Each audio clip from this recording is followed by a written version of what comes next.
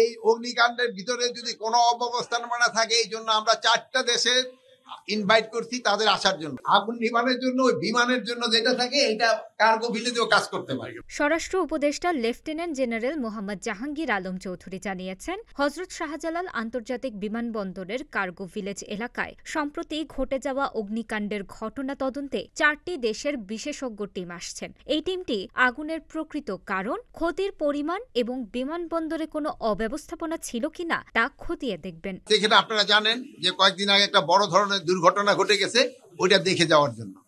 আর একটা আপনারা জেনে হয়তো হবেন যে আমাদের যে যারা রেমিটেন্স যোদ্ধা তারা কিন্তু সব সময় পদে পদে তাদের কষ্ট হয়। এই জন্য তাদের বিদেশে যেন পাসপোর্ট যারা ওখান থেকে নেয় তাদের এখানে অনেক সময় একটু বেশি টাকা দিতে হয়। ওটারে কিভাবে কমায় আনা যায়, এই রেমিটেন্স যোদ্ধাদের পাসপোর্টের যে ফিটা কিভাবে কমানো যায় এই ব্যাপারে আপনাদের আলোচনা করা। ওরা ফায়ার, এই আপনার কথায় আমি এখানে ফেল করে নাই, নিভাইছে।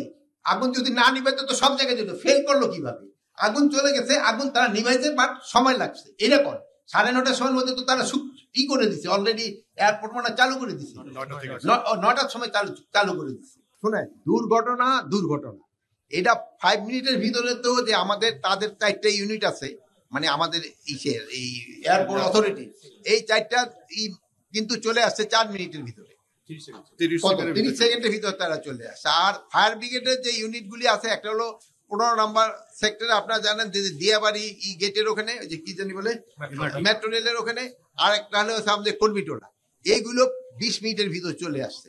But in the mean time ওখানে যে জায়গায় আগুনটা ধরছে, আগুন দেখে ওখানে কিছু কেমিক্যালও মনে হয়েছিল, গার্মেন্টস ম্যাটেরিয়াল, কেমিক্যাল, শুধু দাগ্ধ পদার্থগুলো খুব বেশি ছিল, এই জন্য হয়তো আগুনটা ছড়াই গেছে, তাড়াতাড়ি কন্ট্রোল করতে সময় নিচ্ছে। শোনেন, তাদের 4টা ইউনিট আছে, তাদের 4টা ইউনিট এখানে কাজ করছে, কিন্তু সাথে সাথে যে মানে আমরা হয়তো এক্সপেক্ট করছিলাম যে আরো তাড়াতাড়ি এটা কন্ট্রোল হয়েছে, বাট হয়তো কন্ট্রোল আসতে একটু সময় লাগছে, যেহেতু বিভিন্ন পারিপার্শ্বিক অবস্থাগুলো চিন্তা করতে হয়। যে ধরনের দাগ্ধ জাতীয় পদার্থ খুব বেশি ছিল, অনেক সময় বাতাস থাকলেও আবার অনেক সময় নিভাইতে সময় লাগে।